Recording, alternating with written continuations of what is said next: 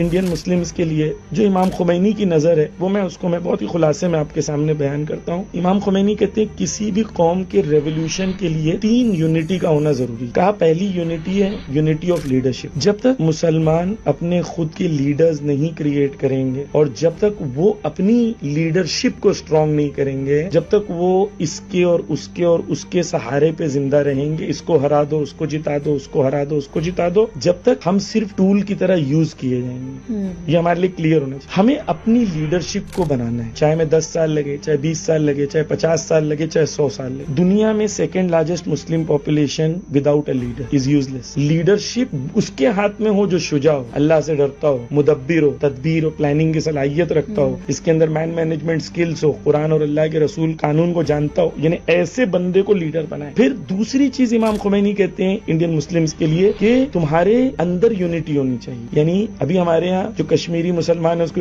U P والوں کے بارے میں معلوم ہی نہیں ہے، یو پی کو آسام والوں کے بارے میں معلوم نہیں ہے، آسام کو بنگال والوں کے بارے میں معلوم نہیں ہے. ہم امت نہیں ہیں. خدا نے قرآن میں کہا کان الناس امۃ واحدہ، تم ایک امت ہو، تم ایک یونٹ. مثلا آپ نے یوٹیوب پہ ویڈیوز دیکھا ہوگا کہ 10 شیر آتے ہیں، 200 گائیں ہوتی ہیں. وہ جب شیر حملہ کرتے ہیں 200 گائیں میں کیونکہ خوف ہوتا ہے تو بھاگ جاتی ہیں، پھر وہ بنا کے آتی ہیں. ہاں، پھر وہ 200 گائیں جب ایک ساتھ آتی ہیں تو 10 شیر بھاگ جاتے ہیں. تو یہ ان کے اندر ایسا نہیں ہے طاقت نہیں ہے، پرابلم یہ کہ ان کے اندر خوف ہے. جب یہ خوف سے لڑ سکیں گے تب مقابلہ کر سکیں گے، اور یہ جب 200 یونائٹ ہو جائیں گے تو کبھی ان کو کوئی ہرا نہیں سکتا. تھرڈ، امام خمینی نے کہا تمہاری آئیڈیالوجی میں یونٹی ہونی چاہیے. ایک کہہ رہا ہے کمپرومائز کر لو، ایک کہہ رہا ہے کہ بھائی یہ سب چھوڑو، اپنا صرف پڑھائی پہ دھیان دو. یعنی آپ کی آئیڈیالوجیکل یونٹی نہیں ہے، کہ آپ کے پاس پاتھ وے نہیں ہے. تو ہم بجائے اس کے کہ کون الیکشن جیتے گا اور کون الیکشن ہارے گا، ہم یہ سوچیں کہ نیکسٹ 50 ایئرز میں کیا ہم یونائٹ ہو سکتے ہیں، ہماری لیڈرشپ یونائٹ ہو سکتی ہے، ہماری آئیڈیالوجی یونائٹ ہو سکتی ہے. جب